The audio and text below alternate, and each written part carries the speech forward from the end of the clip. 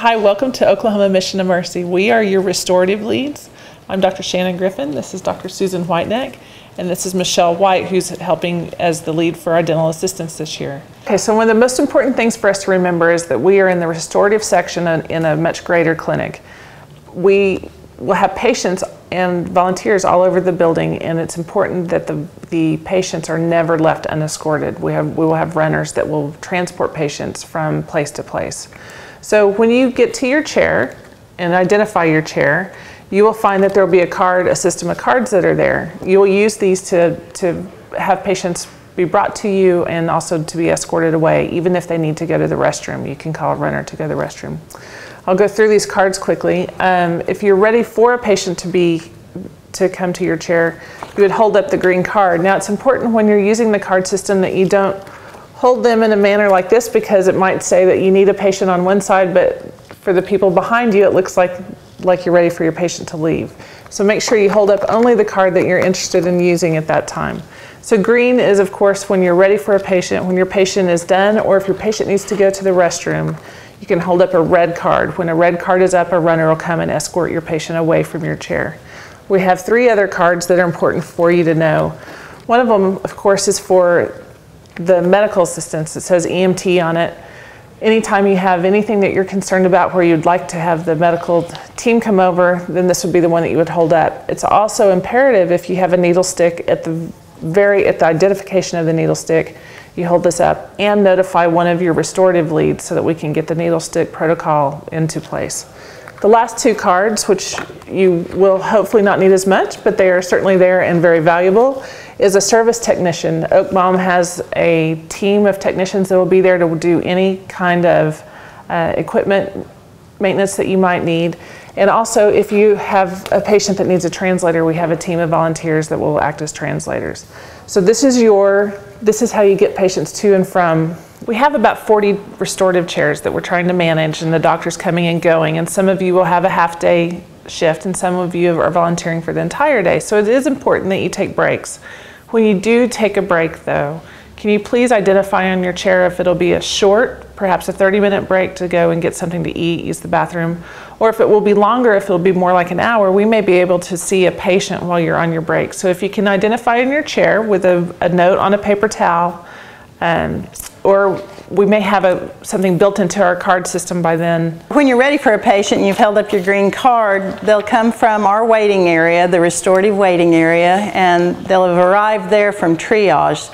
And triage will give them a form like this, and they will have identified an area that they feel is the first and second, third priority for treatment for this patient. And then after you've completed your treatment, at the bottom of this form you need to fill out, this is really important for our funding, the tooth numbers and the surfaces of each tooth that you work on, and then that you sign it right here. Okay, after you arrive into our area and we give you a brief overview of the area, make sure that you look around and locate a dentist that may be there that does not have an assistant.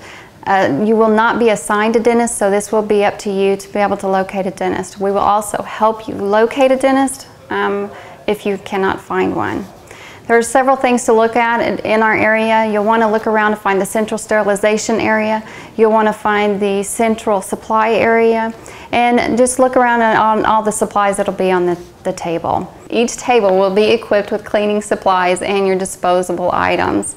Please make sure that you keep those clean, as you will be sharing this supply area with 4 other dentists. You will have an amalgamator and a curing light, so each dentist will also be sharing those items.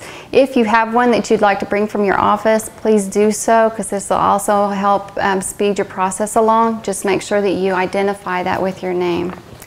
Central sterilization is where you will locate all of your sterilized instruments, and you will return your non-sterilized instruments.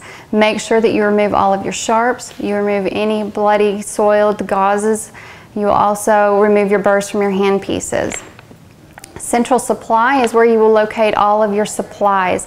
There will be a supply list out on the website that you can locate, review, and it'll tell you all of the supplies that they currently have. This is also where you'll find your burrs, your amalgam, your composites. The restorative area will have a biohazard box, and that will be centrally located. Make sure that you put all of your heavily soiled bloody gauze or any type of heavily soiled items in this. Otherwise, please make sure that you throw those into the trash can. There will be a centrally located solution that you will need to run through the suction.